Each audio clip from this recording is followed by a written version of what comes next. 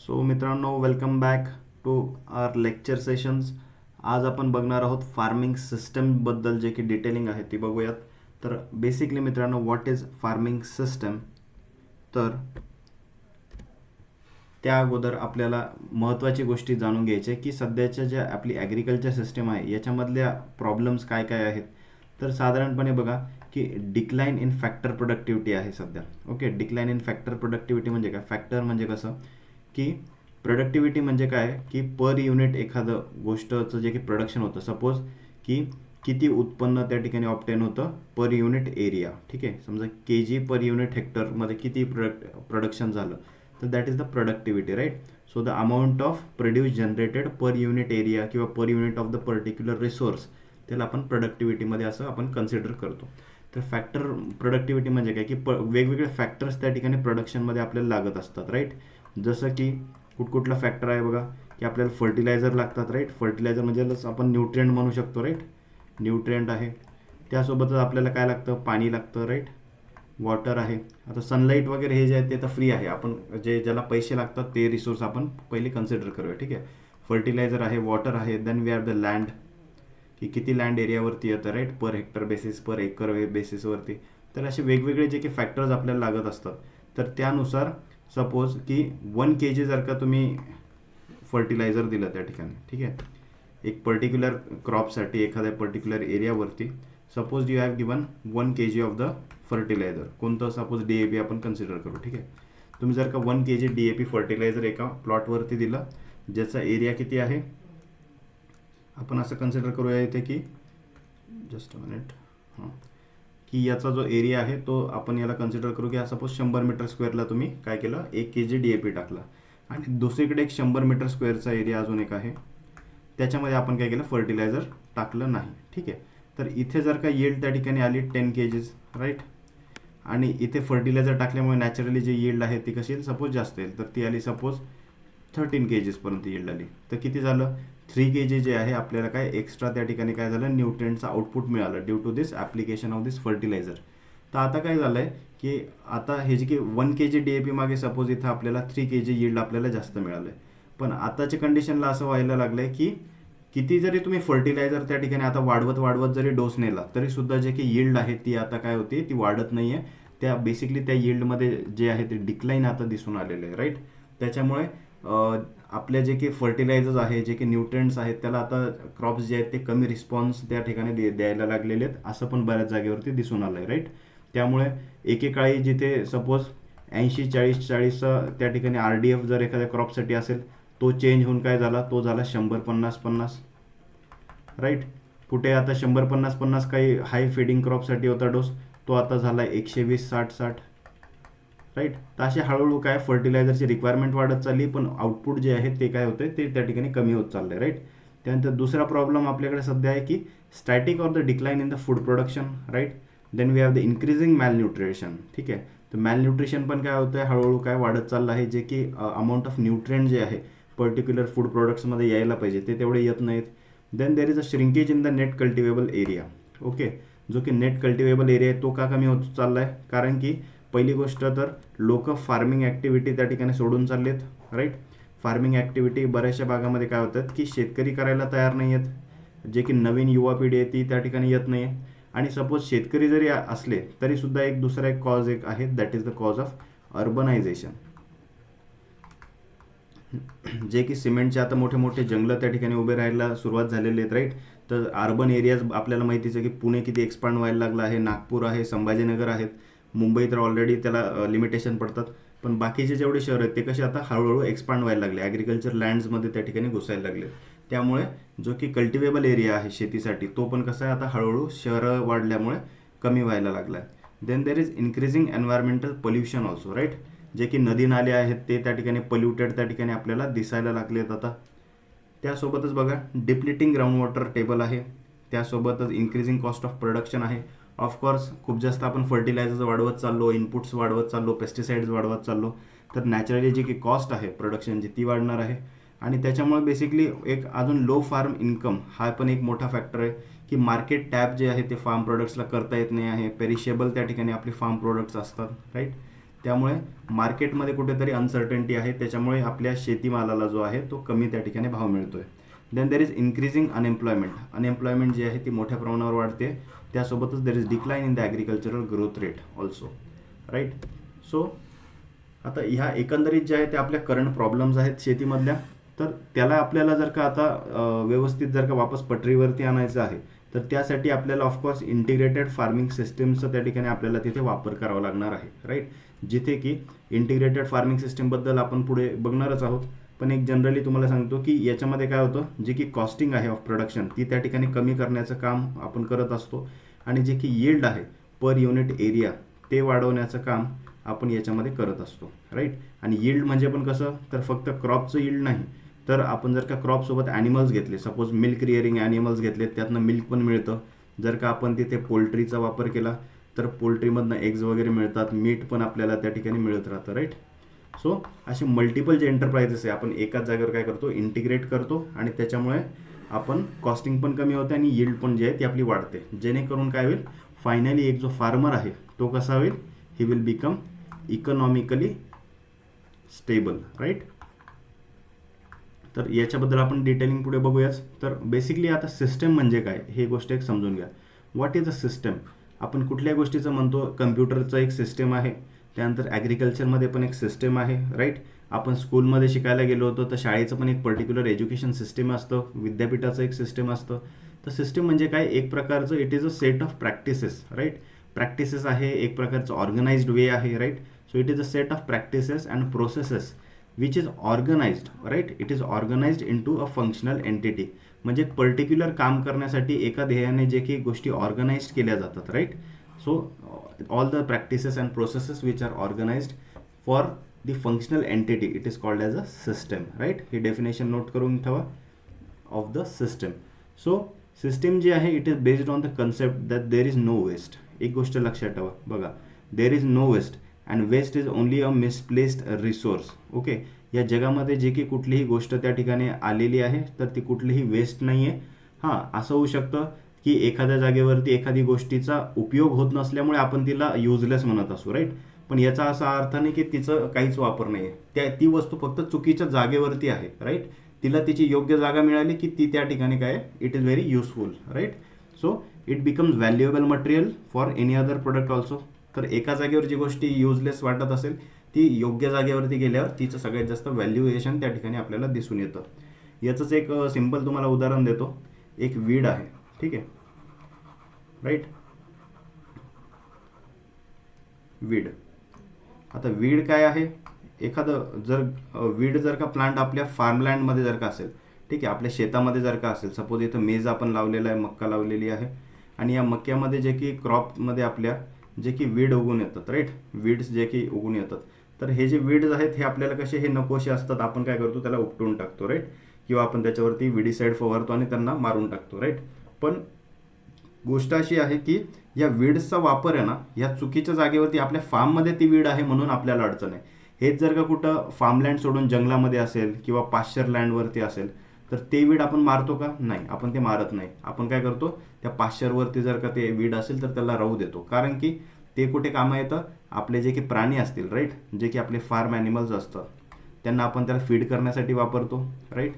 Form ॲनिमल्सला as a fodder म्हणून ते यूज होतात. त्यासोबतच काही वीड असे की ते फोडर म्हणून जर का यूजमध्ये नाही आले तर काही आता एक असे पण आहे की जे स्नेक बाईटसाठी कामं येतात, राईट. स्नेक बाईट झालं, त्यानंतर स्कॉर्पियन आहे. स्कॉर्पियन म्हणजे काय, आपला विंचू, राईट. तर विंचू त्या ठिकाणी बऱ्याचदा चावतो, तर त्या विंचू जर का चावला तर त्या ठिकाणी तुम्ही त्या जखमेवरती जर का काही वीड जर आहे ते जर लावले तर त्या ठिकाणी तुम्हाला ते उपयोगी पडतात. ते पूर्णपणे जे की विंचूचं जे की विष असतं ते उतरवण्यासाठी कामं करतात. देन स्नेक बाईटमध्ये आहे, राईट. स्नेक बाईटमध्ये कुठलं वीड आहे ते तुम्ही मला सांगायचं, ठीक आहे. आपण तसं वीडच्या जेव्हा कोर्स त्या ठिकाणी स्टार्ट करणार आहोत त्यामध्ये हे आपण बघणारच आहोत. पण हे तुमच्यासाठी आजचा क्वेश्चन की कुठलं असं वीड आहे जे स्नेक बाईटला त्या ठिकाणी चालतं, ठीक आहे. सांगा बरं कुठलं असेल. हे नाव ऐकलं आहे तुम्ही, ल्युकस ॲस्पेरा ऐकलं आहे ना. हे एक वीड आहे ल्युकस ॲस्पेरा. हे जे आहे हे स्नेक बाईटवरती चालतं. डॉक्टरपर्यंत जाण्याच्या अगोदरच तुम्ही जर का हे जर का शेतामधून जर तोडून आणलं आणि इमिडिएटली जर का जिथे चावलाय साप तिथे जर लावलं तर जे काही विष आहे ते त्या ठिकाणी उतरण्यासाठी कामं येतं, right. That is the leucas aspera. एक्झामला याच्यावरती बऱ्याचदा क्वेश्चन येऊन गेलेला आहे, राईट. त्यामुळे नोट करून ठेवा हे नाव की the weed which is use for against the snake bite that is leucas aspera. ठीक आहे. So what is farming system. आता सिस्टम काय होतं आपण बघितलं की एक ऑर्गनाइज्ड वेमध्ये कुठलीही गोष्ट आपण प्रोसेस वगैरे असेल ती करतो, त्याला आपण सिस्टम असं म्हणतो. तर मग फार्मिंग सिस्टम काय, तर शेतीमध्ये जे काही आपण गोष्टी ऑर्गनाइज्ड वेमध्ये करतो नॅचरली त्याला आपण फार्मिंग सिस्टम म्हणणार आहे. सो याची डेफिनेशन बघूया आपण. It is basically a resource management strategy. What is farming system.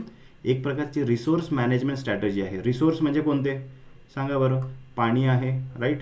Water आहे, लँड आहे, आपल्याकडे लेबर आहे, ओके.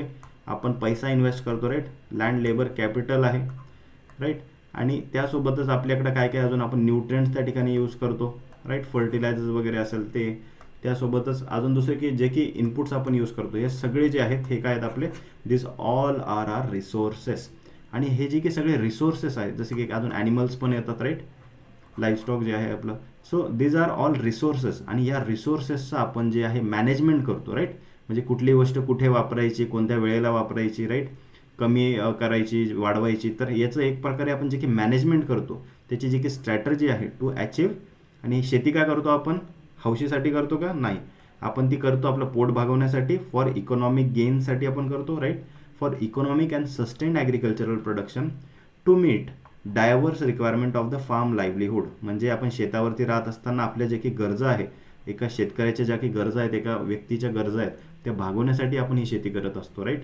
तर to meet the diverse requirement of this farm livelihood, okay. त्यासाठी आपण हे फार्मिंग सिस्टम उपयोगात आणतो. पण कधी, while preserving the resource base. ठीक आहे. ही गोष्ट पण लक्षात ठेवायची की सगळं आपणच ओलाल करून मोकळं नाही व्हायचं आहे.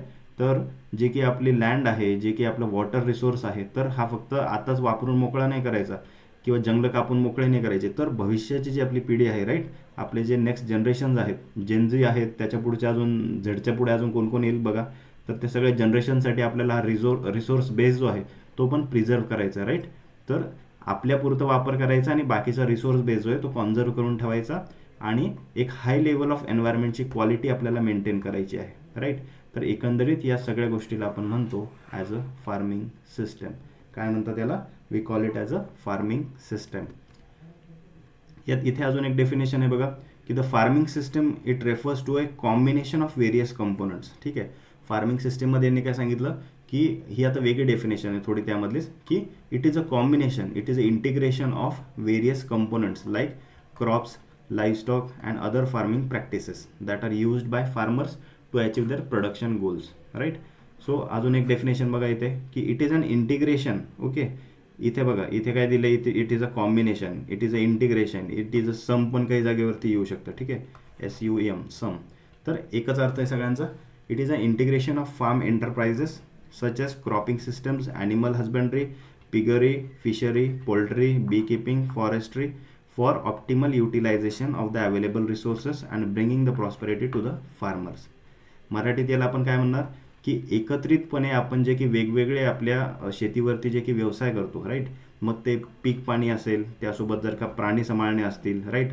म्हशी आहेत, गायी आहेत, त्यासोबत डुकरं आहेत, मासे आहेत, कोंबड्या आहेत, राईट. त्यासोबत काय अजून मधमाशा आहेत, मधमाशी पालन आहे. त्यानंतर काही फॉरेस्ट्रीचे झाडं आहेत. तर यांचं जे की आपण एकत्रितपणे जे की आपण याचं इंटिग्रेटेड वेमध्ये मॅनेजमेंट करतो, right, for our optimal use, त्याला आपण काय म्हणणार, फार्मिंग सिस्टम म्हणतो. सो फार्मिंग सिस्टममध्ये पण बघा आता दोन प्रकार आपल्याला मेजरली दिसून येतात. एक आहे स्पेशलाइज्ड फार्मिंग, राईट. कशी आहे, स्पेशलाइज्ड फार्मिंग सिस्टम, ओके. महाराष्ट्रामध्ये कुठे दिसते सांगा बरं का मला, ओके.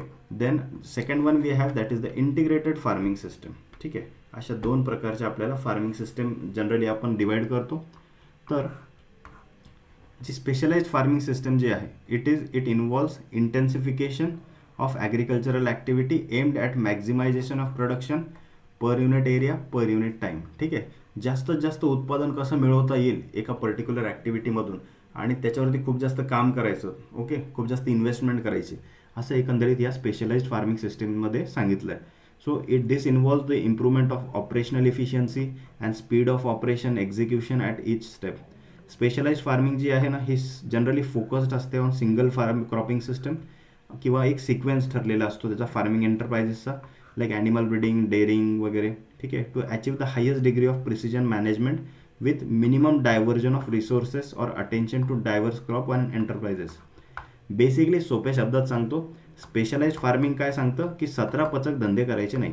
ठीक आहे, एकदम आपलं एकदम सरळ साध्या शब्दात सांगायचं झालं की बाबा एकच काम करायचं. ठीक आहे, एकच काम करायचं पण फुल डिवोशनने करायचं आणि त्याच्यामध्येच काय तुम्हाला उत्पादन मिळवायचं वगैरे, जे काही तुम्हाला हायेस्ट प्रिसिशन करायची, मॅनेजमेंट करायचं, त्याच्यामधनंच करून त्या ठिकाणी आपल्याला यील्ड जे आहे ते ऑब्टेन करायचं. आता मला सांगा महाराष्ट्रामध्ये कुठेही असं दिसून येतं? कोणता जिल्हा आहे जिथे आपल्या महाराष्ट्रामध्ये अशा प्रकारची शेती आपल्याला दिसून येते की ते जे लोक आहेत ते फोकस्ड असतात, एकाच गोष्टीवरती फोकस्ड आहेत आणि एकाच गोष्टीमध्ये फुल प्रोफेशनल आहेत आणि त्याच्यामधनं ते उत्पादन त्या ठिकाणी काढतात. ते असे 17 गोष्टी शक्यतो करत नाहीत. राईट, तर असे फार्मर्स आहेत आपले नाशिकमधले. राईट, नाशिक म्हणलं की का कोणतं क्रॉप आहे आलं तिथे, दॅट इज द ग्रेप्स. तर ग्रेप्सचे जे काही फार्मर्स आहेत ना ते 17 गोष्टी करत नाहीत, ते एकच गोष्टीवर फोकस्ड असतात. मोठे मोठे त्यांच्या बागा असतात. राईट, हां एखादं थोडंफार घरच्या पुरते 1-2 may be animals, milk animals त्यांच्याकडे असतात, नक्की असतात, पण त्यांचं जे काही कमर्शियल ॲक्टिव्हिटी आहे ती मोस्टली ती एकाच त्या ठिकाणी ते 1 ते 2 क्रॉप्सवरतीच फोकस ठेवतात. राईट, आणि त्याच्यामध्येच काय करतात मग ते की ग्रेप्सच मॅनेजमेंट चांगलं करतात, त्याचंच आपल्याला प्रोडक्शन कसं येईल, त्याचंच क्वालिटी प्रोडक्शन आपण एक्सपोर्ट कसं करू शकतो, कसं आपण 10 रुपयाच्या जागी 50 रुपये कमवू शकतो याचा ते विचार करतात आणि फुल्ली फोकस्ड वेने त्या ठिकाणी फार्मिंग करतात. तर अशी पद्धतीची जी शेती आहे त्याला आपण स्पेशलाइज्ड फार्मिंग असं म्हणतो. इंडियामध्ये असे क्वचितच पॉकेट्स आहेत जिथे अशी फार्मिंग आपल्याला दिसून येते, नाहीतर मोस्टली इंडियामध्ये जे आहे आपल्याला इंटिग्रेटेड फार्मिंग सिस्टम जी आहे ही जास्त प्रमाणावरती दिसून येते. राईट, स्पेशलाइज्ड फार्मिंगसाठी थोडा लँड एरिया पण मोठा पाहिजे आणि त्या लेवलचं कॅपिटल इन्व्हेस्टमेंट पण त्याच्यामध्ये खूप जास्त लागतं, पण त्याच्यामध्ये रिस्क पण तेवढी जास्त असते. ठीक आहे, सो दुसरं एक बघा, that is the mixed farming and farming system. आता मिक्स्ड फार्मिंगचं बेसिकली ऑब्जेक्टिव्ह बघा काय असतं की subsistence and welfare of the mankind, म्हणजे बाबा खाऊन पिऊन सुखी राहायचं, असं एकंदरीत हे मिक्स्ड फार्मिंग सिस्टम सांगते की आपल्या पुरतं आपल्याला जे काही आहे ते कमवायचं आहे, खूप जास्त काही प्रॉफिट काढण्याच्या भांगडीत पडायचं नाही. ठीक आहे, घरच्या पुरतं खायला प्यायला भेटलं खूप झालं. ठीक आहे, दॅट इज मिक्स्ड फार्मिंगचं बेसिकली ऑब्जेक्टिव्ह आहे. पण तेच फार्मिंग सिस्टम जे आहे आपलं इंटिग्रेटेड जे काही फार्मिंग सिस्टम आहे ते काय म्हणतं की नाही, फक्त घरच्या पुरतं खाऊन पिऊन कसं चालेल, पोरांचं शिक्षण पण करायचं आहे. राईट, एज्युकेशन आहे, अंगावरती कपडे पण लागतात, क्लोथ्स आहे, एक फिरायला गाडी पण लागते. Right, that is a vehicle पण त्या ठिकाणी लागते, एक घर पण लागतं. राईट, हाऊस पण लागतं आणि अशा 17 भांगडी लागतात लॅविश लाईफ जगण्यासाठी. तर मग ते सगळं फक्त आपण सबसिस्टन्स लाईफमध्ये जगून कसं चालेल, आपल्याला काहीतरी प्रॉफिट काढावं लागेल. राईट, सो हायर प्रॉफिटेबिलिटी पाहिजे आणि इकॉलॉजिकल बॅलन्स पण मेंटेन करायचं आहे त्यासोबतच. ठीक आहे, तर असं एकंदरीत हे इंटिग्रेटेड फार्मिंग सिस्टमचं जे आहे ऑब्जेक्टिव्ह आहे. आता एम्फॅसिस बघितला आपण तर मिक्स्ड फार्मिंगचा जो शेतकरी ना त्याचा एम्फॅसिस असतो ऑन द ग्रॉस आउटपुट आणि जो इंटिग्रेटेड फार्मिंग सिस्टमचा असतो त्याचा जो काही एम्फॅसिस असतो ऑन द सिस्टम डेव्हलपमेंटवरती त्याचा त्या ठिकाणी जोर असतो. देन सायक्लिक जर याची आपण जर कन्व्हर्जन बघितलं तर इंटिग्रेटेड फार्मिंग सिस्टममध्ये बघा जे आहे the farming system is essentially cyclic असतं. इथे ऑर्गॅनिक रिसोर्सेस आहे, लाईफस्टॉक आहे, लँड आहे आणि क्रॉप्स आहे, हे सगळे जे आहेत ते इंटिग्रेटेड वेमध्ये आपण काय करतो याचा वापर करत असतो. राईट, की क्रॉप्समधनं जे की ऑर्गॅनिक रेसिड्यूज निघतात तर त्याचा वापर आपण काय करतो लाईफस्टॉकला फिडिंगसाठी करतो. राईट, सपोज मेज आहे. ठीक आहे, मेजमधनं आपण काय केला, मक्का साईडला काढून घेतली, त्याचे दाणे काय केले आपण विकले. राईट, क्रॉप जो आहे त्याचं आपण काय केलं सेल केलं. ठीक आहे, मार्केटमध्ये, आणि त्याचे काय आले तुम्हाला पैसे जे आहेत ते तुम्हाला वापस मिळाले ॲज अ फार्मरला. मग त्या मेजचे जे की क्रॉपचा जो काही स्टेम होता, राईट, स्टॉक जो होता तर ते जे ज्याला आपण काय म्हणतो कडबा म्हणतो, तर तो आपण काय केला, तो आपण लाईफस्टॉकला फोडर म्हणून फीड केला. राईट, तो फीड केला, लाईफस्टॉकने काय केलं आपल्याला पुन्हा दूध दिलं. राईट, दूध दिलं, एखादं नवीन त्या ठिकाणी जनावर त्या ठिकाणी जन्माला आलं. राईट, ते मिल्क आलं आणि न्यू ॲनिमल पण आला. राईट, न्यू बेबी ॲनिमल पण आला, त्याला आपण काही दिवस पाळतो, याला पुढे चालून आपण काय करतो सेल करतो. राईट, याचे पुन्हा काय येतात तुम्हाला पैसे येतात. मिल्क काही तुम्ही स्वतः घरच्यासाठी यूज करतात आणि काही मिल्क जे आहे ते एक्स्ट्रा सेल करतात, पुन्हा त्याचे तुम्हाला पैसे येतात. पुन्हा हेच लाईफस्टॉक जे आहे हे काय करतं पुढे तुम्हाला शेण पण देतं. राईट, त्याचं आउटपुट जे आहे ते देतं तुम्हाला मॅन्युअर. राईट, हेच मॅन्युअर तुम्ही काय करता शेतात टाकतात, तुमच्या लँडची जी आहे ती काय करतात सॉईल फर्टिलिटी मेंटेन करतात. राईट. आणि सॉईल फर्टिलिटी मेंटेन केली की त्याच्यानंतर पुन्हा त्याच्यावरती तुम्ही काय करता, क्रॉपचं प्रोडक्शन घेता. तर असं एकंदरीत ही जी सायकल आहे ही कशी आहे, it is a type of a cyclic मॅनरमध्ये ही एकंदरीत आपली सायकल चालू असते, ज्याच्यामुळे आपला खर्च पण कमी होतो, उत्पन्न पण जे आहे ते वाढतं इन इंटिग्रेटेड फार्मिंग सिस्टम. आता फॅक्टर्स कोणकोणते आहेत which influence the integration of farming enterprises, की बघा सॉईल अँड क्लायमॅटिक फीचर्स प्रत्येक सिलेक्टेड एरियामधले कोणते आहेत, कसे आहेत, त्यानुसार जे की फार्मिंग एंटरप्राइजेस कोणकोणते घ्यायचे ते व्हॅरी करू शकतात. अवेलेबिलिटी ऑफ रिसोर्सेस कसे आहेत, लँड कसं आहे, लेबर किती अवेलेबल आहे, पैसे इन्व्हेस्टमेंट करण्याची किती तयारी आहे, कॅपिटल, त्याच्यावरती सगळ्या गोष्टी चेंज होतात. Then the present level of utilization of resources कसं करायचं ते पण कळालं पाहिजे. इकॉनॉमिक्स बेसिकली जे अर्थगणित जे आहे ते त्याचं जे आहे इंटिग्रेटेड फार्मिंग सिस्टमचं बसलं पाहिजे, राईट. आणि मॅनेजरियल स्किल कसं आहे फार्मरचं त्या बेसिसवरती पण, ठीक आहे. नाहीतर आपण घेतलं ॲपिकल्चर, हौशीने घेतलं की आपल्याला मधमाशी पालन करायचं आणि आपल्याला त्याच्या मधमाशाला हँडलिंग कसं करायचं तेच माहीत नाही, आपल्यालाच ती पेटी उघडण्यासाठी आपले हात थरथर कापतात. असं नको व्हायला, राईट. त्याच्यामुळे त्या शेतकऱ्याचं जे की मॅनेजरियल स्किल आहे ते पण खूप जास्त महत्त्वाचं आहे. त्याला दूध काढता येतं का, तरच त्याने लाईव्हस्टॉक ठेवावा. त्याला त्या ठिकाणी मधमाशा सांभाळता येत असेल तरच त्याने ॲपिकल्चर करावं, राईट. किंवा मग ॲटलिस्ट पहिले ट्रेनिंग घ्यावं आणि मग नंतर त्या भांगडीमध्ये पडावं. सो बेनिफिट्स काय आहेत, ॲडव्हान्टेजेस काय बेसिकली आहे इंटिग्रेटेड फार्मिंग सिस्टमचे. तर प्रोडक्टिव्हिटी त्या ठिकाणी इन्क्रीज झालेली दिसते, प्रॉफिटेबिलिटी वाढते, पोटेन्शियलिटी आहे त्याच्यामध्ये, सस्टेनेबिलिटी आहे. It is basically balanced food आहे, कारण की याच्यामधनं आपल्याला काय मिळतं, फूड पण मिळतं, मीठ पण मिळतं, अंडे पण मिळतात, त्याच्यासोबत आपल्याला हनी पण मिळतं, त्याच्यासोबत आपल्याला फायबर क्रॉप्स पण मिळतात, त्यासोबत आपल्याला लॅक पण मिळू शकतं, त्यासोबत आपल्याला फिश पण मिळू शकतात, XYZ, त्यासोबत आपल्याला बायोगॅस पण मिळू शकतो, राईट. तर अशा N नंबर ऑफ गोष्टी आपल्याला जे आहेत आपण ह्या एकाच गोष्टीमधून मिळवू शकतो, राईट. फूडमध्ये पण आपल्याला व्हेजिटेबल मिळू शकतात, फ्रूट्स मिळू शकतात, ग्रेन मिळू शकतं. तर मल्टिपल गोष्टी ज्या आहेत आपण इंटिग्रेटेड फार्मिंग सिस्टममध्ये ऑप्टेन करू शकतो, right. So healthy balanced food पण आपल्याला त्या ठिकाणी मिळतं, एन्व्हायरमेंटल सेफ्टी पण त्यामध्ये आहे, रिसायकलिंग ऑफ रिसोर्सेस होतं, इन्कम जे आहे the round the year income त्या ठिकाणी मिळण्यासाठी आपल्याला मदत मिळते, राईट. स्पेशलाइज्ड फार्मिंग सिस्टीममध्ये तसं नाही आहे. स्पेशलाइज्ड फार्मिंग सिस्टीममध्ये वर्षातनं तुम्हाला एकदाच पैसे येणार, राईट. एकदा येणार, दोनदा येणार, राऊंड द इयर काही पैसे येत नसतात. त्यामुळे तिथे काय होतं की अर्थकारण घरायचं चालवण्यासाठी खूप जास्त अवघड पडतं फार्मरसाठी, राईट. सो इथे जर का आपण बघितलं, इथं राऊंड द इयर इन्कम कसा येतो की मिल्क जे आहे, राईट, मिल्कचं सेल जे आहे ते शेतकरी रोज करू शकतो, रोजचे पैसे त्याला रोज मिळतात. क्रॉपचे जे काही पैसे आहेत ते सपोज 4 महिने 6 महिन्यानंतर त्याला येतात, राईट. त्यानंतर हॉर्टिकल्चरल क्रॉप्स असतील तर त्याचे पैसे जे आहेत सपोज फळं वगैरे असतील ते कसे वर्षाला येतात. तर असे बेसिकली जे आहेत त्याला वर्षभरामध्ये त्या ठिकाणी वेगवेगळं जे आहे प्रोड्यूस मिळत राहतं आणि त्याच्यामधनं इन्कम जो आहे राऊंड द इयर त्यातनं चालू असतो. त्यासोबत बघा ॲडॉप्शन ऑफ न्यू टेक्नॉलॉजी त्या ठिकाणी करता येते, एनर्जी सेव्हिंग होते, मीटिंग फोडर क्रायसिस, ठीक आहे. तर त्या ठिकाणी आपण व्यवस्थित मॅनेजमेंट केलं रिसोर्सेसचं तर त्या ठिकाणी आपण फोडर क्रायसिस त्या ठिकाणी सॉल्व्ह करू शकतो. त्यासोबत we can solve the fuel and timber crisis also, right. Agro फॉरेस्ट्रीचे जर का क्रॉप्स आपल्या बांधावरती लावलेले असले तर नॅचरली काय होतं तर आपलं जे यील्ड आहे ते पण आपल्याला मिळतं, त्यासोबतच आपल्या फ्युएल आणि टिंबरसाठी जे काही गोष्टी लागतात त्या पण आपल्याला मिळतात. मग आपल्याला काय कुठल्या प्रकारे त्या ठिकाणी जाऊन तस्करी करायची गरज पडत नाही, जंगलामध्ये लपून जाऊन झाडं तोडायची गरज पडत नाही, right. So then we have the employment generation also, we have the agro industries पण त्या ठिकाणी छोटे आपण सेटअप करू शकतो for food processing and all that. Then we have the increasing input efficiency also there. So farming सिस्टमच्या कन्सेप्टमध्ये जर आपण बघितलं तर फार्म काय आहे basically, it is a system in that it has inputs, processes and outputs, right. एक particular गोष्ट आपण इनपुट म्हणून त्याला देत असतो शेतामध्ये, त्याची एक प्रोसेस होते आणि त्याच्यानंतर त्याचं आहे ते आउटपुट जे आहे जे की प्रोड्यूस आहे ते आपल्याला मिळताना दिसतं. Depending on upon the type of farming, ठीक आहे. मग ती ॲरेबल फार्मिंग म्हणजे कल्टिवेबल फार्मिंग आहे की पास्टोरल फार्मिंग आहे, कमर्शियल आहे बाबा की सबसिस्टन्स टाईपची आहे, the type and amount of inputs किती यूज्ड आहे, प्रोसेसेस कसे आहेत, आउटपुट्स काय करतात, व्हॅरी करतात. त्यासोबतच बघा इन्कम जे आहे थ्रू द ॲरेबल फार्मिंग जे आहे अलोन हा कसा आहे इनसफिशियंट आहे, हा कसा आहे कमी आहे फक्त कल्टिवेबल फार्मिंगमधून. ॲरेबल फार्मिंग म्हणजे जे की आपले भुसार पिकं आपण लावतो, राईट, गहू, मक्का, ज्वारी वगैरे, तर फक्त तेवढंच जर का आपण केलं तर त्याच्यामधनं येणारा इन्कम कसा आहे इनसफिशियंट आहे, कमी आहे आजच्या काळामध्ये.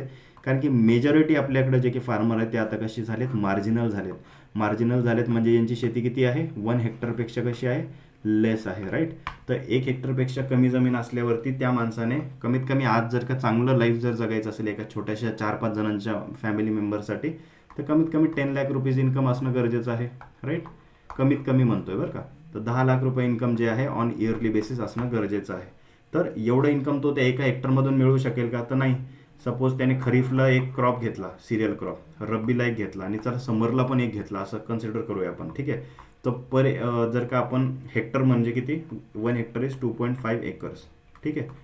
तर साधारणपणे 2.5 एकरमध्ये जरी तुम्ही म्हटलं तरी सुद्धा 50-60 हजार रुपये ह्या खरीफचे येतात, 50-60 हजार रुपये रब्बीचे येतील आणि याचे 50-60 हजार येतील. किती झाले हे 1.5 लाख रुपये झाले. 1.5चे सोडा, आपण 2 लॅक्स धरू, ठीक आहे, जास्त धरू आपण. 2 लाख रुपयामध्ये त्याने त्याचं कसं काय घर चालवायचं, राईट. सो इकॉनॉमिकली जे आहे ते सस्टेनेबल नाही आहे, त्यामुळे इन्सफिशियंट आहे. त्यामुळे मग आपल्याला इथे काय करावं लागतं, ह्या शेतकऱ्याला त्या ठिकाणी सजेशन द्यावं लागतं की बाबा तू त्याच्यामध्ये काय कर, मिल्किंग ॲनिमल्स पण त्या ठिकाणी काही सांभाळ, राईट. त्याच्यासोबतच तू काय करू शकतो, हनीचं त्या ठिकाणी हनी बीज रिअरिंग करू शकतो. त्यासोबत असे छोटे छोटे जर तुम्ही दुसरे कंपोनंट जर जोडले तर ह्या 1 हेक्टर एरियामध्ये तो सफिशियंट जो आहे त्याचा इन्कम रेज करू शकतो, right. So other activities like dairying, poultry, sericulture, apiculture, fisheries जे आहे, तर याचं इम्पॉर्टन्स मग त्याच्यामुळे वाढतं for supplementing their farm income.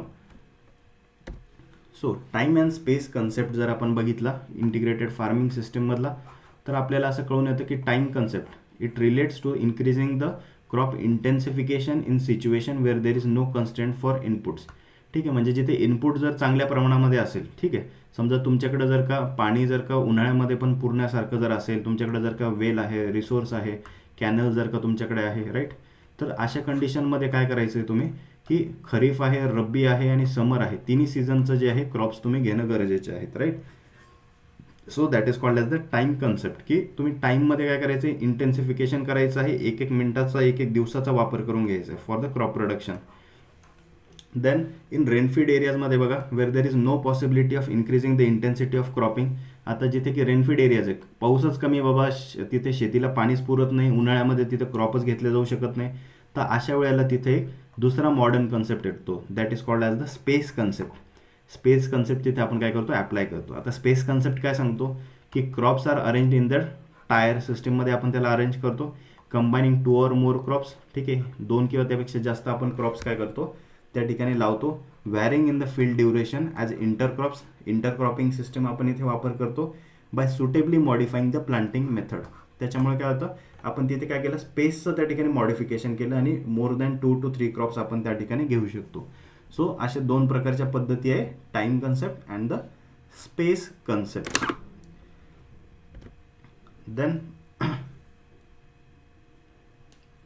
Then we have the income through the arable cropping. Alone it is insufficient, right, for the bulk of the marginal farmers. त्यामुळे activity जे आपण बघितले, डेअरी, पोल्ट्री वगैरे जे आहे, त्यानंतर इडिबल मशरूम पण एक जे आहे, हे खूप कमी जागेमध्ये तुम्ही हा बिझनेस त्या ठिकाणी स्टार्ट करू शकता. Then we have the biogas production also, त्यासोबत ॲग्रो फॉरेस्ट्री आहे, ॲग्रो हॉर्टिकल्चर आहे. So all this businesses we can integrate which assume a critical importance in supplementing of the farm income. So त्यासोबतच बघा, आपल्याकडे आता इथे एक एक्झाम्पल या ठिकाणी दिलं आहे की कंपोनंट जे आहेत फार्मिंग सिस्टमचे कशा प्रकारे तुम्ही एंटरप्राइजेस वेगवेगळे एकत्रित करू शकता. तर बेसिकली बघा, इथे सेंटरला आहे क्रॉप अँड क्रॉपिंग सिस्टम, ठीक आहे. तर त्याच्यापासून जे की ग्रेन्स आपल्याला ऑप्टेन होतं, तर त्याच्यामधला काही ग्रेन्स तर ऑफकोर्स आपण विकणार आहेत, right, we will sell it. काही आपल्या घरच्या कन्झम्पशनसाठी आपण ठेवणार, राईट. पण एक गोष्ट लक्षात ठेवा, हे केल्यानंतर सुद्धा आहे ना, काहीसे ग्रेनचा जो काही भाग असतो ते कसे फुटलेले दाणे असतात, इन्फेक्टेड ग्रेन असतात, ते आपण नॅचरली फेकून देतो, राईट.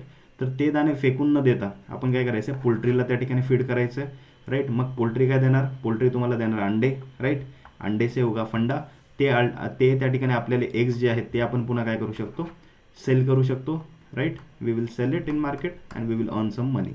त्यासोबत पोल्ट्री फक्त अंडे देत नाही, त्या ठिकाणी एक्सक्रीटा पण सिक्रेट करेल.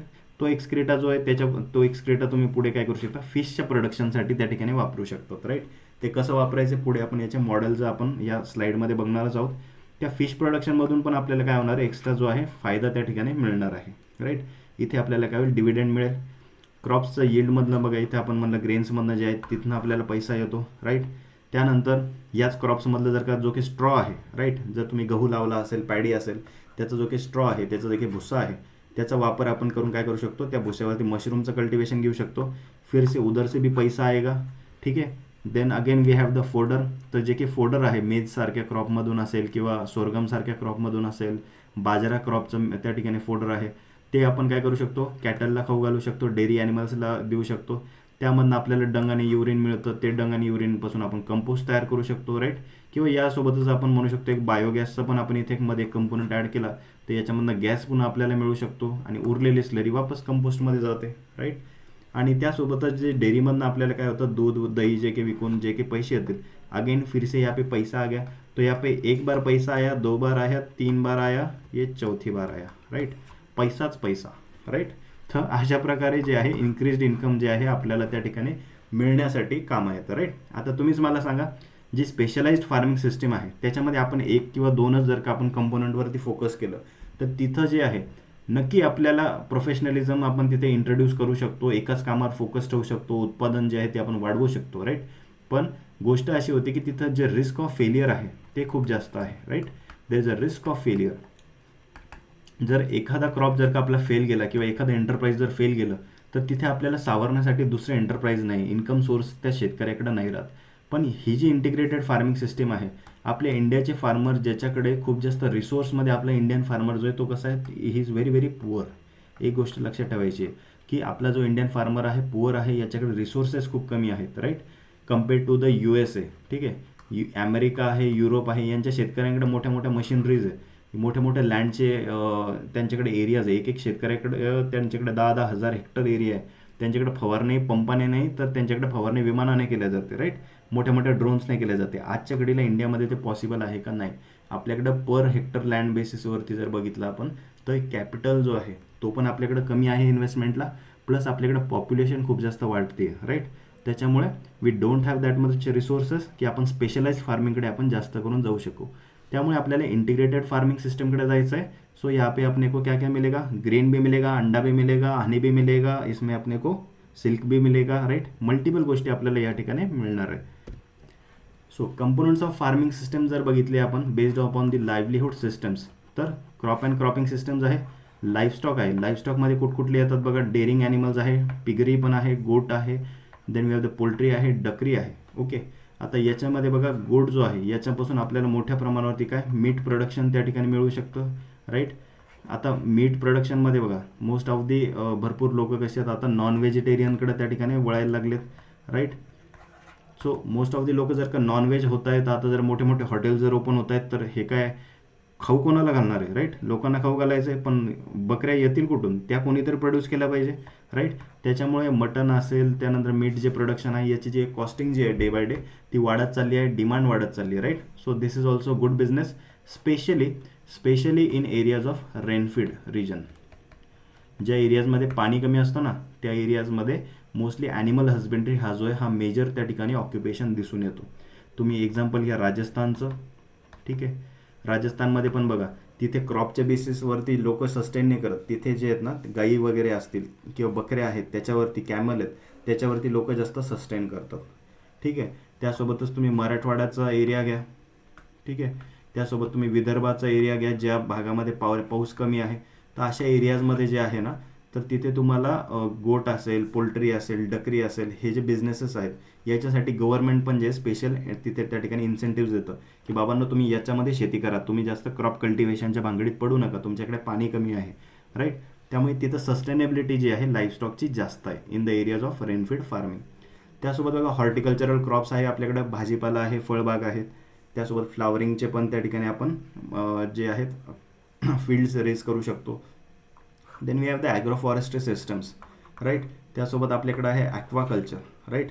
आपल्याकडे जे की मोठे मोठे फार्म पॉन्ड्स असतात त्याच्यामध्ये आपण डक्स आहेत, पोल्ट्री आहे, पोल्ट्री कम फिशचं त्या ठिकाणी आपण मॉडेल त्या ठिकाणी एस्टॅब्लिश करू शकतो.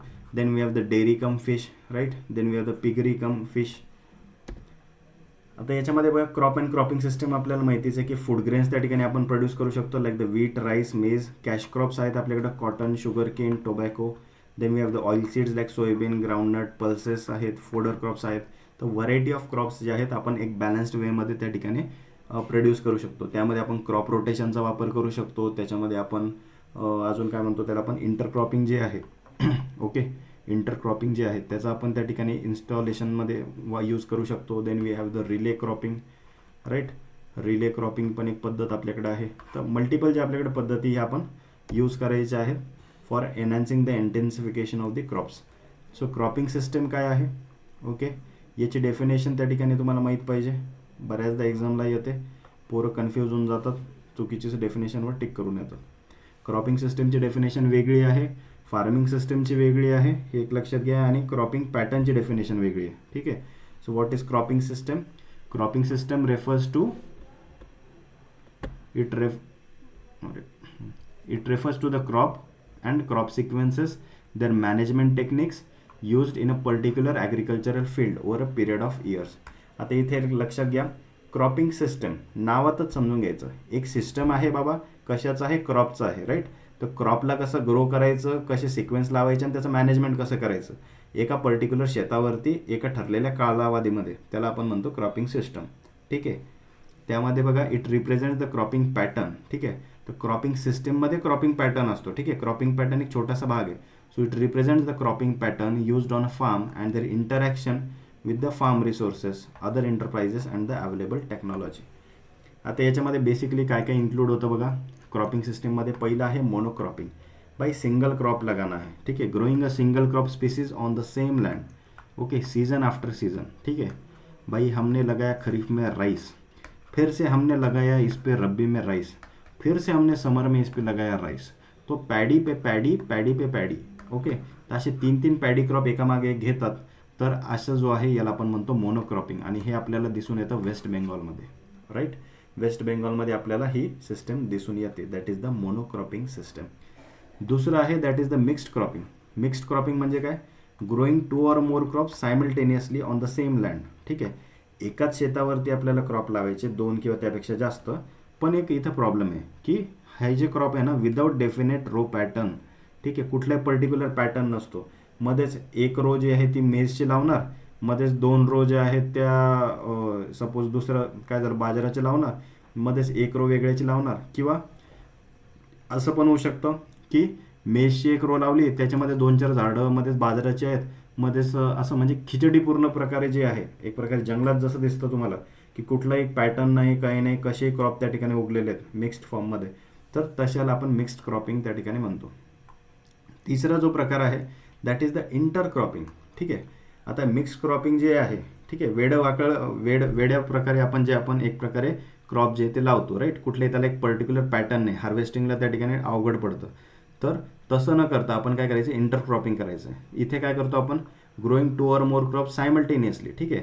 हे तर सारखंच आहे मिक्स्ड क्रॉपिंग सारखं, पण इथे आपण फरक काय, इथे आपण फक्त डेफिनेट रो पॅटर्न त्या ठिकाणी घेत असतो किंवा एक फिक्स्ड रेशो त्या ठिकाणी घेतो.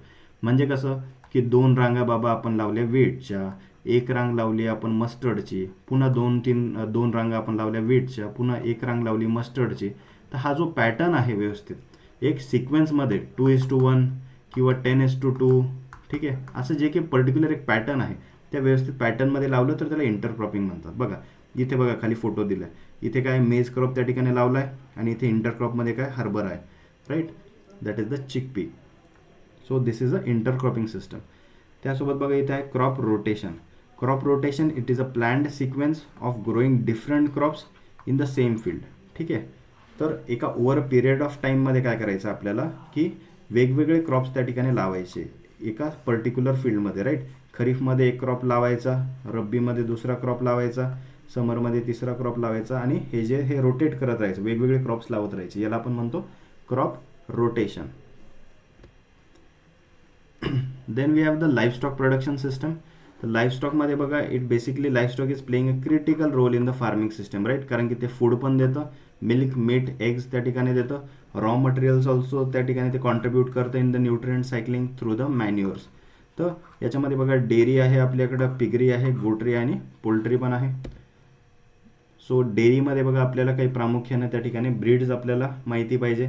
बफेलोमध्ये बघा हे नावं त्या ठिकाणी तुम्ही नोट डाऊन करायचे आहे, तसं तर तुम्ही डेअरीमध्ये त्या ठिकाणी बघणारच आहात, पण तरी हे नावं तुम्हाला माहीत पाहिजे, राईट. बफेलोमध्ये महाराष्ट्रामध्ये सगळ्यात जास्त चालणारी जी ब्रीड आहे that is the Murrah, Mehsana, Jafarabadi, Godavari. Then काऊमध्ये बघा कुठली आहे that is the Jersey, Sahiwal, Gir, Holstein Friesian. ह्या ज्या आहेत वेगवेगळ्या ब्रीड्स त्या ठिकाणी आपल्याला काऊज आणि बफेलोमध्ये दिसून येतात. बफेलोमध्ये पर डे जर का रिक्वायरमेंट आपण जर बघितलं तर it is nearly 1 kg concentrate त्यांना लागतं पर 2 लिटर ऑफ द मिल्क. ठीक आहे. जर का सपोज जनरली एक जी बफेलो असते ती 4 लिटरपर्यंत दूध देते. ठीक आहे. मुरासारखी जर आपण म्हणली तर सो तिला जनरली मग किती जर का 4 लिटर दूध देते तर मग किती 2 kg त्या ठिकाणी आपल्याला कॉन्सन्ट्रेट लागेल. राईट. तर ग्रीन फोडर किती लागतं 20 ते 30 kg त्याला लागतं. देन 5 to 7 kg स्ट्रॉ आणि पाणी जवळपास 32 लिटर पर ॲनिमल त्या ठिकाणी एका दिवसामध्ये एका बफेलोला लागत असतं. देन काऊमध्ये बघा 6 ते 8 लिटर जर का एका दिवसात दूध देणारी जर गाय असेल तर तिला ग्रीन ग्रास लागतो खाण्यासाठी. 1 ते 5 किलो व्हीट ब्रॅन आहे. 30 ग्राम मिनरल मिक्सचर आहे. 40 ग्रामपर्यंत कॉमन सॉल्ट पण गरजेचं आहे. राईट. तर हे काय तुम्हाला एक्झामला विचारत नाही, हे जस्ट एक ओव्हरलुक करून घ्या की जे की मॅनेजमेंट आहे त्या ठिकाणी वेगवेगळ्या ब्रीड्सचं करताना आपल्याला किती त्यांना जे आहे रिक्वायरमेंट आहे इनपुटची ती आपल्याला जनरली माहीत पाहिजे. आता फिडिंगमध्ये बघा कॅटल फीड जे आहे generally contains fibrous coarse low nutrient straw material. Roughage काय आहे it is basic for the cattle ration and it includes like legumes, non legumes आणि स्ट्रॉ आणि सायलेज असे एकंदरीत बघा रफेजमध्ये काय सगळ्या गोष्टींचं व्यवस्थित इन्क्लुजन केलेलं आहे. लेग्युमचं पण आहे, नॉन लेग्युमचं पण आहे, स्ट्रॉ आहे, सायलेज आहे. राईट. सो व्यवस्थित जे काही आहे बॅलन्स डाएट पण देणं गरजेचं आहे. देन वी हॅव द कॉन्सन्ट्रेटमध्ये बघा मेज आहे, ओट्स, बार्ले, सोरगमचे ग्रेन्स आहेत, कॉटनचा सीड केक आहे. राईट. याला काय म्हणतात सुग्रास म्हणता का ढेप म्हणतात सांगा बरं कॉटन सीड केकला. देन वी हॅव द लिनसीडचं पण एक केक आपल्याला मिळतो. मिनरल मिक्सचर आपल्याला त्या ठिकाणी मार्केटमध्ये अवेलेबल आहे. सॉल्ट, कॅल्शियम, फॉस्फरस त्याच्यामध्ये असतं for the good health of the animal. Then we have the piggery. Okay. तर हा जो डुक्कर सांभाळण्याचा त्या ठिकाणी व्यवसाय आहे तर हा कशासाठी केला जातो it is done for the pork production. ठीक आहे. पॉर्क म्हणजे काय द मीट जे याच्यापासून मिळतं, मीट जे मिळतं तर त्याला आपण म्हणतो that is most valued for leather industry. Right. तर याच्यामध्ये जे की ब्रीड आहे सो ब्रीड याच्यामध्ये कुठली आहे द व्हाईट यॉर्कशायर. तो व्हाईट यॉर्कशायर अँड लँडरेस हे दोन जे आहेत हे याच्यामधले फेमस त्या ठिकाणी ब्रीड्स आहेत. नाव नोट करून ठेवा. हाऊसिंग याच्यामध्ये बघितली तर it should not be dampness, draft और ओव्हर हिटिंग. ठीक आहे. ते एक ऑप्टिमम त्या ठिकाणी हाऊसिंग असणं गरजेचे आहे. फीडमध्ये याला जर बघितलं ॲग्रिकल्चर, किचनचा वेस्ट, फिश वेस्ट, स्लॉटर हाऊसचा वेस्ट असेल ते याला चालतं. 2.5 ते 3 kg कॉन्सन्ट्रेट जे आहे त्याला जर मिळालं तर it can nearly gain of 1 kg body weight. Right. So maturity age जर याची आपण बघितली तर 7 मंथची आहे. मिनिमम वेट याचा आहे 90 to 100 kg. 100 किलोच्या आसपास एक डुकराचं वेट त्या ठिकाणी असतं. राईट. सो गोटरीमध्ये जर आपण बघितलं तर याच्यामध्ये गोट is non as the cow of the poor person. ठीक आहे. हे त्या ठिकाणी नोट करून ठेवा की एक्झामला येऊ शकतं की who is called which animal is called as the cow of the poor person. कोणत्या प्राण्याला म्हणतात तर गोटला म्हणतात. एक तुम्हाला इंटरेस्टिंग फॅक्ट सांगतो की गांधीजी जे होते, ओके, महात्मा गांधीजी जे होते he was a strong propagander of the Hindu religion. Right. Hindu रिलिजनचं खूप स्ट्रॉंगली त्या ठिकाणी प्रोपॅगेंडा करायचे. राईट. नॉन व्हायलन्सचा त्या ठिकाणी प्रोपॅगेंडा करायचे. पण ते जे आहे ना जसं आजच्या कंडिशनला आपल्याकडं राईट विंग जे आहे ते गौमाताकडं जास्त त्या ठिकाणी वळलेले दिसतात. पण गांधीजींनी कधी गौमाताचा जास्त प्रचार नाही केला. ठीक आहे. काऊचा कधी त्यांनी प्रचार नाही केला. त्यांनी प्रचार केला होता गोटचा. असं का? त्यांचं म्हणणं होतं की गोट जी आहे तर ही अशी एक त्या ठिकाणी गोष्ट आहे की जी गाय आहे ना काऊ, तर काऊ त्या ठिकाणी एक मोठा फार्मर त्या ठिकाणी पाळू शकतो. ओके. एक लार्ज फार्मर जो आहे, ठीक आहे, ज्याच्याकडे खूप सारे पैसे आहेत, ज्याच्याकडं त्या ठिकाणी रिसोर्सेस आहे तो काऊ पाळू शकतो. पण तो त्या ठिकाणी गरीब जे लोक आहेत तर ते काऊ पाळू नाही शकत कारण काऊचं जे काही रिक्वायरमेंट आहे पाण्याचं असेल, खाण्याचं असेल, फोडरचं असेल हे जास्त आहे. गोटचं तसं नाही. गोटचं कसं आहे चालता बोलता कुठल्याही झाडावरनं तुम्ही काय करा थोडेफार फांट्या तोडा, त्याला पानं खाऊ घाला तरी गोट जी आहे ती जगू शकते. आणि गोट जी आहे ती घरच्या पुरतं दूध पण देते. त्यासोबत इझिली जे आहे ना वर्षाकाठी जवळपास 2दा त्या ठिकाणी गोट त्या ठिकाणी काय करते रिप्रोडक्शन करते आणि त्याच्यामुळे जनरली एका प्रोडक्शनमध्ये ते 3 बेबीज देते. राईट. 3 बेबीज देते. 3 दूनी 6. राईट. तर जवळपास 5 ते 6 बेबीज एका वर्षामध्ये त्याला इझिली त्या ठिकाणी होतात. प्लस जे आहे मिल्क त्या ठिकाणी मिळतं. सो गरिबासाठी जे आहे तर त्याला खूप कमी रिसोर्सेसमध्ये, कमी पाण्यामध्ये त्या ठिकाणी जे ॲनिमल आहे ते गोट आहे जी ते रिअर करू शकतात आणि त्याच्यावरनं त्यांचं सस्टेनन्स जे आहे ते जास्त वाढू शकतं. त्यामुळे गांधीजींनी नेहमी जे आहे की बकरी पाळण्यासाठी त्यांनी जे आहे प्रचार, त्याचा प्रसार जो आहे तो गरिबांपर्यंत केला होता. सर्वसामान्य लोकांपर्यंत पोहोचण्यासाठी त्यांची एक अपिलिंग स्ट्रॅटर्जी होती, right. That is the goat. So goat is mainly reared for the meat, milk, hide and skin. So goat meat जे आहे it is preferred in India, right, ज्याला आपण मटन म्हणतो. So goat on hoof fetches a better price than the sheep on hoof. याचं feeding जर का बघितलं तर गोट जनरली काय करतं, 4 to 5 टाइम्स जे आहे that of its body weight त्या ठिकाणी खात असतं. So they eat plants and leaves of the trees which any other animals do not touch. ठीक आहे, जे दुसरे प्राणी खात नाही असं त्या ठिकाणी त्याचं ते फोडर त्या ठिकाणी असतं. त्यामुळे गोट जे आहे ते इझिली रिअर केल्या जाऊ शकते. मी जे तुम्हाला आता सांगितलं की जे की झाडांचे जे की पानं आहेत, राईट, थोड्याफार फांट्या चढून जरी आपण झाडाच्या तोडल्या आणि बकऱ्यांना खायला टाकल्या तरी ते काय करतात, खाऊन घेतात, राईट. सो त्यांच्यासाठी स्पेशल फोडर जे आहेत ते रेस करण्याची गरज पडत नाही. Goat needs fodder, concentrate of the maize, groundnut cake etcetera and drink clean and fresh water. Generally बघा ते काय करतं, 1 to 3 किड्स जे ॲट अ टाईम त्या ठिकाणी देत असतात, वर्षाकाठी 2दा त्या ठिकाणी जनरली देतात. So nearly 40 goats can be reared per acre of लँडवरती विच कॅन गिव्ह 1200 ते 1500 rupees net profit of the per year. 12,000 येते, 12,000 ते 15,000 काय नेट प्रॉफिट एका वर्षामध्ये शेतकऱ्यांना देऊ शकते, right. Then we have the duckery. ठीक आहे, डक्स त्या ठिकाणी आपण रिअर करू शकतो, राईट. व्हेरी व्हेरी क्यूट आणि छान दिसणारा असा हा प्राणी, दॅट इज द डक. माझ्या शेतावरती मी पाळले होते, राईट. सो डक जे आहेत they account for only about 7% of the poultry population in India. They are popular in the waterlogged states like the West Bengal, Odisha, Andhra Pradesh and the Tamil Nadu. यांचं जे काही प्रोडक्शन पोटेन्शियल जर आपण बघितलं, nearly it is about 130 to 140 eggs जे एक बर्ड जो आहे एका वर्षामध्ये देत असतो. ब्रीड जे आहेत ना, तर जनरली सायलनेट जे आहे, त्यानंतर नागेश्वरी जे आहे, these are the important breeds. Then the khaki campbell एक आहे जी की 300 अंडे एका वर्षामध्ये देते. And we have the Indian runner. Okay, तर जे की it is popular for the egg laying purpose. असे ह्या ब्रीड्स जे आहेत या नोट करून ठेवा. Okay, these are very famous breeds. Indian runner आहे, त्यानंतर खाकी कॅम्बल आहे, हे 2 तर खूप जास्त आपल्या देशामध्ये प्रचलित आहे, राईट. सो फिडिंगच्या बाबतीमध्ये जर आपण बघितलं, eating fallen grains in the harvested paddy fields, small fishes and other aquatic materials, variety of crop residues त्या ठिकाणी ते खातात. इन्सेक्ट्स जे आहेत ते फार्मवरचे खातात. हां, मी जे आता थोड्या वेळ पहिले सांगितलं की माझ्या फार्मवरती मी यांना पाळले होते, राईट. 1, 2, 3 त्या ठिकाणी मी आणले होते आणि ते पाळले होते. तर त्याच्या मागचं कारण एकच होतं, आमच्याकडच्या भागामध्ये जे आहे ना, स्नेल्सचा जो अटॅक आहे खूप जास्त झाला होता. स्नेल्स, ओके, गोगलगाई ज्याला आपण म्हणतो, मोठ्या मोठ्या शंखाच्या जे की आफ्रिकन स्नेल्स ज्याला म्हणतात, आफ्रिकन स्नेल्स जे आहेत, तर ते खूप जास्त वाढले होते, राईट. एक असा शंख असतो बघा त्याच्या पाठीवरती मोठासा, आणि त्याच्यामधनं ती अशी गोगलगाय बाहेर येते, राईट. तर ती एकंदरीत त्या गोगलगाई खूप जास्त वाढल्या होत्या, कंट्रोल होत नव्हत्या. ते एक बायोलॉजिकल कंट्रोल म्हणून मी जनरली ते डक्स आणले होते. आणि ते डक्स काय करतात, ते डक्स जे आहेत ते त्यांना खाण्याचं काम करतात, राईट. खाण्याचं काम पण करतात आणि ॲडिशनली आपल्याला अंडे पण देतात, राईट. तर एकंदरीत अशी एक बायोलॉजिकल सिस्टम जी आहे ती माझ्या फार्मवरती मी सेट करण्याचा याच्यातनं प्रयत्न केला होता.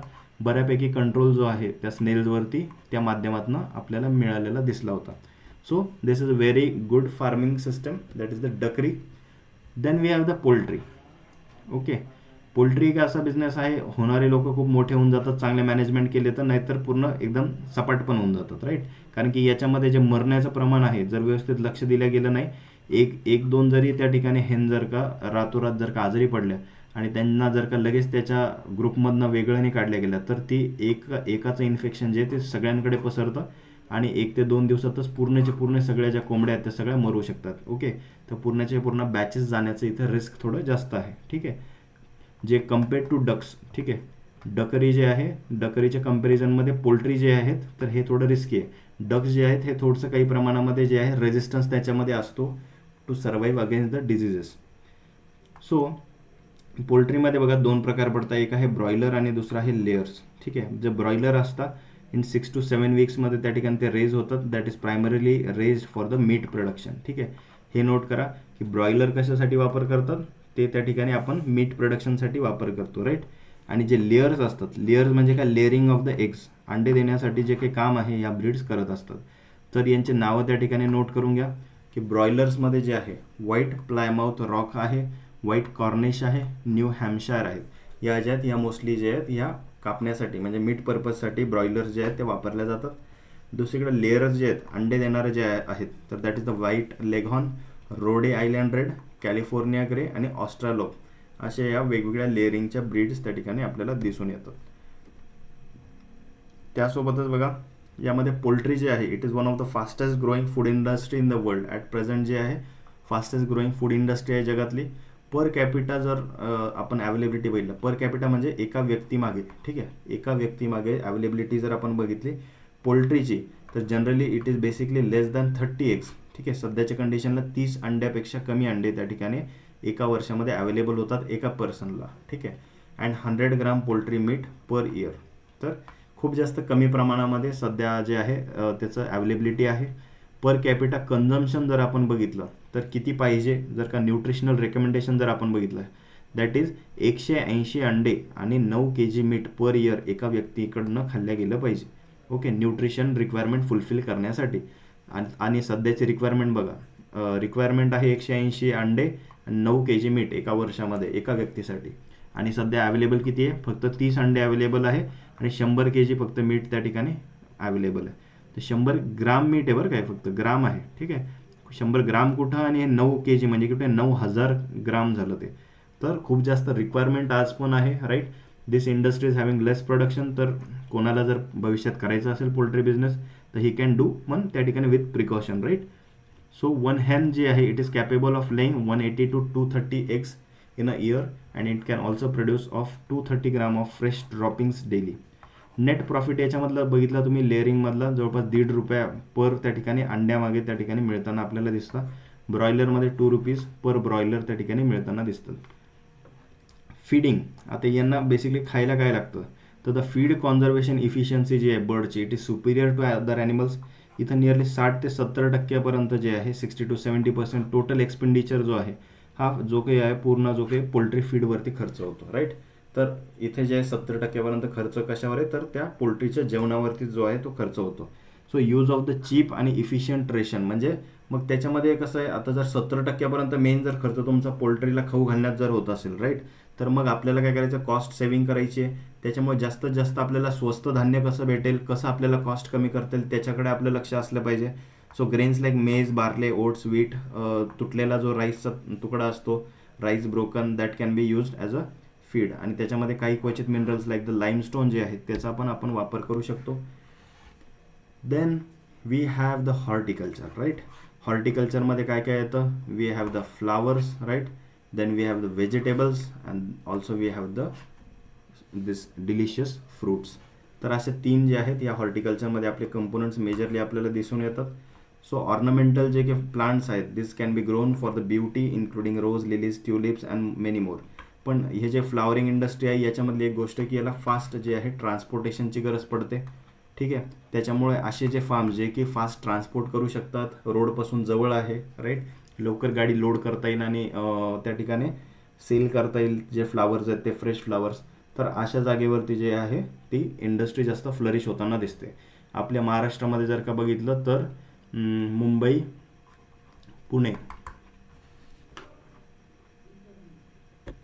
मुंबई पुणे जो आपला एक्सप्रेस वे आहे ना, ठीक आहे, एक्सप्रेस वे आपला आहे हा मुंबई पुण्याचा. तर या मुंबई पुणे एक्सप्रेस वरती तुम्हाला खूप सारे त्या ठिकाणी हॉर्टिकल्चरचे जे फ्लावरिंगचे मोठे मोठे शेडनेट त्या ठिकाणी तुम्हाला दिसून येतील, राईट. तिथे त्यांचे लॅक अँड क्रोर ऑफ रुपीजचे त्या ठिकाणी मोठे मोठे फार्म्स त्या ठिकाणी दिसून येतात. कारण की त्या एक्सप्रेस वेवरनं काय होतं की तिथून त्यांना लगेच त्या ठिकाणी गाड्या लोड केल्या जातात, मुंबईला त्या ठिकाणी नेल्या जातात आणि तिथून तो माल जो तो डायरेक्ट विमानाने एक्सपोर्ट करतात किंवा जहाजाने जे आहे ते एक्सपोर्ट करतात. जहाजाने खूप कमी जातात, पण जनरली विमानाने जे आहे ते फ्लावर जास्त करून एक्सपोर्ट केल्या जातात, right. Then we have the vegetables जे आहेत, इडिबल प्लांट्स जे आहेत, these are grown for the fruits, leaves, stems or the roots such as tomatoes, peppers, carrots, lettuce. तर असे वेगवेगळ्या प्रकारचे व्हेजिटेबल्स आपण त्या ठिकाणी प्रोडक्शन घेत असतो, राईट, आपण जे हॉर्टिकल्चरमध्ये बघतच आहोत. Then we have the fruits also. So fleshy fruits आहेत, एडिबल फ्रूट्स त्या ठिकाणी आपल्याकडे आहेत, स्ट्रॉबेरीज, ब्लूबेरीज, ॲपल्स, ऑरेंजेस. आणि लवकरच आपल्या उन्हाळ्यामध्ये आपल्याला कोणतं फळ मिळतं तर that is the amba, right, the king of the fruits. Then we have the agro forestry system. तर ॲग्रो फॉरेस्ट्री सिस्टममध्ये बघा it can integrate trees and shrubs with the crops or the life farming. So it improves the soil fertility, prevents erosion, enhances biodiversity and also provides wood, fuel and the fruit. एक additional गोष्ट या ट्रीजमुळे जे आहे आपल्याला मिळत असते. काय म्हणतात त्याला? That is called as the wind breaks, right. Wind break आहेत, शेल्टर बेल्ट आहेत, right. It acts as a wind break and shelter belts. So that is a important role of this agroforestry trees. त्यामध्ये बघा agree सिल्व्हिकल्चर जो आहे हा त्या ठिकाणी आपण कंपोनंट यूज करू शकतो, जिथे की क्रॉप्स आणि ट्रीज आपण काय करतो, इंटिग्रेट करतो. Then we have the silvopasture. तर तिथं काय होतं, ट्रीज आणि पाश्चर जो आहे लाईफस्टॉकच्या ग्रेझिंगसाठी आपण रेज करत असतो. त्यासोबत we have the agri horti silviculture concept. इथे आपण क्रॉप्स, ट्रीज आणि हॉर्टिकल्चरल जे प्लांट्स आहेत ते एकत्रितपणे एका फार्मवरती आपण ग्रो करतो, right. Then we have the aquaculture system. आता ॲक्वाकल्चरमध्ये आपल्याला काय दिसून येतं बघा, की इथे पॉन्ड जो आहे, ओके, आपलं जे की शेततळं आहे ते एक बेसिक डोमेस्टिक रिक्वायरमेंट असतं इथे पाण्यासाठी, राईट. आणि तेच पाणी आपण काय करू शकतो, इरिगेशनसाठी वापरू शकतो, क्रॉपसाठी, राईट. आणि त्याच पाण्यामध्ये आपण काय करू शकतो, माशाचं पण पालन करू शकतो, राईट. जी की ट्रेडिशनल मॅनेजमेंटने आपण जवळपास 300 ते 400 जे wild and cultural fish per hectare per year आपण त्या ठिकाणी मिळवू शकतो. So clay soil is the best for fishing also. Farmyard manure and पोल्ट्रीचे ड्रॉपिंग जे आहेत these are also necessary to promote the growth of phyto and zoo planktons. तर त्या माशांना खाण्यासाठी जे काही फीड लागतं तर ते काय आहे, फायटो आणि झू प्लँक्टन आहे. ते वाढण्यासाठी तुम्ही काय करू शकता, फार्मयार्ड मॅन्युअर असेल किंवा पोल्ट्री जे आहे तर त्याचं जे की ड्रॉपिंग्ज आहेत, एक्सक्रीटा आहेत, त्याच्यावरती ते झू आणि फायटो प्लँक्टन जे आहे ते रेज होतं. सो डक पोल्ट्री कम फिश फार्मिंग जे आहे याच्यामध्ये काय होतं, डक्स आणि चिकन जे आहेत तर this can be reared along with the fish in ponds. तर ड्रॉपिंग जे आहेत त्या बर्डचे ते काय करतात, एनरिच करतात पाण्याला with nutrients, promoting the plankton growth which can serve as the fish feed. जे बर्ड्स आहेत they can also help in controlling aquatic weeds and pest in the pond, reducing the need for this external inputs. Primary goal जर आपण बघितले integrated farming सिस्टमचे तर काय basically आपल्याला yield त्या ठिकाणी मॅक्झिमाइज करायचं आहे. जे की आपली सिस्टीम आहे, नॅचरल सिस्टीम आहे, त्याला रिज्युनेट करायचं आहे, right. Rejuvenation of the system productivity and achieving the agro ecological equilibrium. Then we have to avoid the buildup of the insect pest diseases and the weed population through natural cropping system and keep them at the low level of intensity. Then we have to reduce the use of this chemicals also. So objective जर का आपण बघितले integrated farming सिस्टमचे, okay, तर त्या ऑब्जेक्टिव्हमध्ये काय दिसतं आपल्याला की इथे जो एरिया आहे हा कसा पाहिजे, स्पेसिफिक पाहिजे. It should formulate models involving the main and allied enterprises for the different farming situations. It should ensure the optimal utilisation and the conservation of available resources with efficient recycling within each system included. Then it should raise the net return also of the farm household by complementing main activity with the allied enterprises. It should address the nutritional insecurity of also of the resource poor farmers vulnerability and the poverty of the landless laborers. हे जे integrated फार्मिंगचे आपण जे म्हणतोय की जे components आहेत, right, तेच आहेत अगेन की पोल्ट्री, लाईव्हस्टॉक, डकरी, ॲक्वाकल्चर, बी किपिंग, मशरूम, बायोगॅस. तर हे सगळे काय करतो आपण त्या ठिकाणी एक सोबत जे आहे मॅनेज करू शकतो, right. Then we have the elements of integrated farming system. त्यामध्ये बघा काय काय येतं की वॉटर शेड आहे, फार्म पॉन्ड्स त्या ठिकाणी लागतात. Then we have the biopesticides आपण तयार करू शकतो, बायो फर्टिलायझर्स तयार करू शकतो. We have the plant products and pesticides. Biogas एक आपण ऑप्टेन करू शकतो, right, from the slurry of the animals. Then we have the solar energy त्या ठिकाणी आपण टॅप करू शकतो. Then we have the compost making also, green manuring, rain water harvesting. हे काय, these are the different elements of the integrated farming system. आणि हे जे आहेत हे वेगवेगळे असे मॉडेल्स त्या ठिकाणी आपल्याला दिसून येतात, राईट. तर आपण इथे पुढे आपण स्लाईडमध्ये बघूयाच कुठकुठले मॉडेल्स आहेत. हे बघा, इंटिग्रेटेड चिकन कम फिशरी फार्मिंग आहे. तर यामध्ये बघा हे बारामतीला त्या ठिकाणी आपल्याला एक दिसून आलं होतं रिसेंटली, त्या ठिकाणी कृषी प्रदर्शनमध्ये लावलेलं होतं की वरती बघा त्या ठिकाणी काय केलं यांनी, असं इथून आपल्याला जाण्यासाठी रस्ता पण आहे आणि या फार्म पॉन्डच्या एक्झॅक्टली त्यांनी काय केलं, मध्ये जे आहे असं एक त्या ठिकाणी केजिंग केलेली आहे. त्याच्यामध्ये त्यांनी काय केले, बर्ड्स त्या ठिकाणी पाळलेले आहेत, राईट, जे की पोल्ट्री बर्ड्स आहेत ते पाळलेले आहेत. आणि याच्या खालचं जे आहे तर त्याला छिद्रे आहेत, ठीक आहे, त्यांना त्या ठिकाणी उभं राहता येतं. पण जे आहेत त्यांचे जे काही एक्सक्रीट आहे तो एक्सक्रीटा डायरेक्ट या खालच्या पाण्यामध्ये पडतो आणि जे काही फिश असतात तर फिश जे आहेत ते खाण्याचं काम करतात किंवा मग त्या बेसिसवरती त्याच्या या पाण्यामध्ये काय होतं, फायटो प्लँक्टन जे आहेत ते उगतात आणि फिश मग ते खाण्याचं काम करत असतात. तर असं एकंदरीत हे काय चिकन कम फिश फार्मिंगची ही सिस्टीम आहे. इथे काय होतं, चिकनचं पण यील्ड मिळतं आणि फिशचं पण त्या ठिकाणी मिळतं, राईट. सो इंटिग्रेटेड गोट कम फिश फार्मिंग पण आहे, right.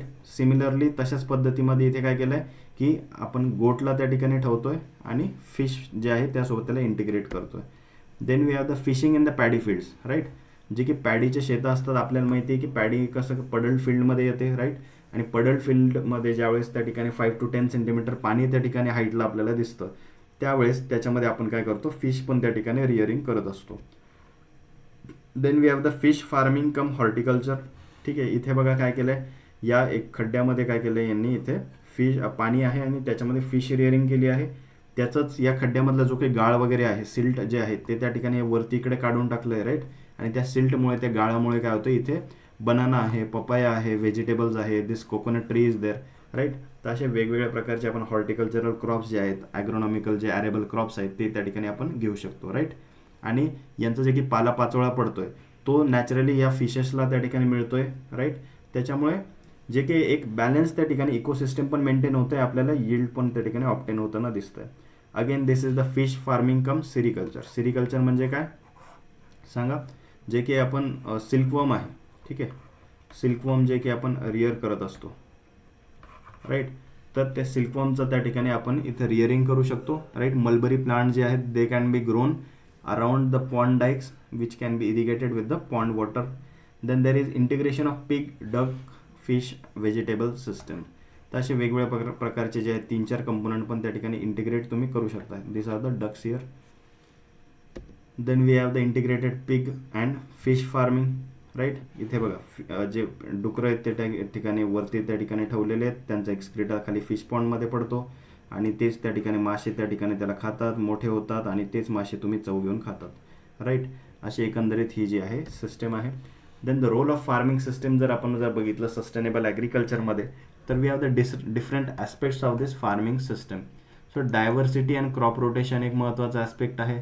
Then we have the development of the agro ecology, soil management and conservation आपण करू शकतो. इंटिग्रेटेड पेस्ट मॅनेजमेंट जे आहे ते त्या ठिकाणी होताना आपल्याला दिसतं. वॉटर जे आहे आपलं व्यवस्थित रिसोर्सफुली त्या ठिकाणी आपण वापर करू शकतो. ॲनिमलचं इंटिग्रेशन, लाईफस्टॉकचं मॅनेजमेंट होतं. सोशल आणि इकॉनॉमिक डायमेन्शन जर का मध्ये आपण बघितलं तर ॲग्रिकल्चरल प्रॅक्टिसेस आपल्या काय होता, इकॉनॉमिकली वायबल होता, इक्विटेबल होता, सामाजिकदृष्ट्या कशा इन्क्लुझिव्ह आहे. It will help to prevent rural poverty and ensure the food security of the farmer. Then we have the climate चेंजच्या नुसार पण कसं it is a good adaptation, की दुष्काळ आला, फ्लडिंग आली किंवा काही दुसरे अनफेवरिंग क्लायमेट जर का आला तर त्यावेळेला एक जर सिस्टीम फेल गेली तर दुसऱ्या सिस्टीममधनं जे काही इन्कम आहे तो फार्मरला ॲश्युअर्ड इन्कम त्या ठिकाणी मिळेल. Then there is also food security and nutrition for the farmer also. Sustainability indicators आणि मॉनिटरिंग पण कंटिन्युअसली आपण या माध्यमातून मिळवू शकतो. ॲडव्हान्टेजेस मागेच बघितले आपण, प्रोडक्टिव्हिटी वाढते, राईट. प्रोडक्टिविटी आहे, प्रॉफिटेबिलिटी आहे, पैसा आहे, सस्टेनेबिलिटी भी है, उसके साथ साथ बॅलन्स्ड फूड पण त्या ठिकाणी आपल्याला त्या ठिकाणी मिळताना दिसतं. बॅलन्स्ड फूडमध्ये vitamins, proteins, carbohydrates, fats, mineral जे आहेत एक्झॅक्टली सगळ्या गोष्टी आपल्याला एका सेम एरियामधनं मिळताना दिसतात. एन्व्हायरमेंटल जे आहे सेफ्टी पण आहे, कारण की we are not exploiting the nature, right. नेचरच्या त्या ठिकाणी हद्दीमध्येच राहून आपण जे आहे या सगळ्या गोष्टी प्रोड्यूस करतोय. रिसोर्सचं रिसायकलिंग पण नॅचरली होतं आहे, इन्कम राऊंड द इयर शेतकऱ्याला मिळतं आहे. रिस्कचं काय होतं आहे, मिनिमायझेशन त्या ठिकाणी होताना आपल्याला दिसून येतं आहे. Then we have the constants. याच्यामध्ये काही कन्स्टंट्स काय आहेत की न्यूट्रिशनल व्हॅल्यू जे आहे of the crop residues, these are generally low in digestibility and protein content. Physical and chemical treatment जर असतील त्या रेसिड्यूला तर जे की टेक्निकली पॉसिबल आहे, तर त्याच्यामुळे काही इश्यूज रेज होऊ शकतात. आणि ही जी टेक्नॉलॉजी आहे this may be expensive to the poor farmers, ठीक आहे. खूप जास्त इंटिग्रेशन ऑफ या गोष्टी करायला गेलं तर काय येतो, फार्म पॉन्ड तयार करण्यासाठी खर्च जास्त येतो, राईट. पहिले त्या ठिकाणी काही प्राणी पाळण्यासाठी थोडं इनिशियल इन्व्हेस्टमेंट थोडीशी शेतकऱ्याला जास्त लागू शकते, right. Then the crop residues जे आहेत these are primarily soil regenerators. Intensive recycling जे आहे it can cause nutrient losses होऊ शकतात खूप जास्त इंटेन्सिव्हली जर रिसायकलिंग केली तर. Farmers may prefer to use of the chemical fertilisers instead of manure because it acts faster and easy to apply, right. आता शेतकऱ्यांची मेंटॅलिटी कशी शक्यतो अशीच झाली आहे की कशाला आपण जे शेणखत आहे ते वापरत बसायचं, घ्या त्या ठिकाणी युरियाच्या 2 गोण्या आणि फेकून द्या, राईट. त्यामुळे जे की फार्मयार्ड मॅन्युअर आहे त्याचं जे महत्त्व आहे ते खूप जास्त आहे. It cannot replace, right. जे की केमिकल फर्टिलायझर्स आहेत ते कम्प्लिटली मॅन्युअरला रिप्लेस करू शकत नाही, राईट. त्यामुळे दोघांचे जे आहे इंटिग्रेटेड बॅलन्स्ड वेमध्ये यूज करणं गरजेचं आहे. सो रिसोर्स इन्व्हेस्टमेंट जे आहेत are required to improve the intake and digestibility of the crop residues also. So that's all for this today's lecture, that is the farming system. ठीक आहे. Next लेक्चरमध्ये याचे आपण काय काय कुठले टाईप्स वेगवेगळे असतात ते आपण बघूया. ठीक आहे. कोणाला काही अडचण असेल so you can contact me here. Okay. So that's all for today. Thank you. Keep studying.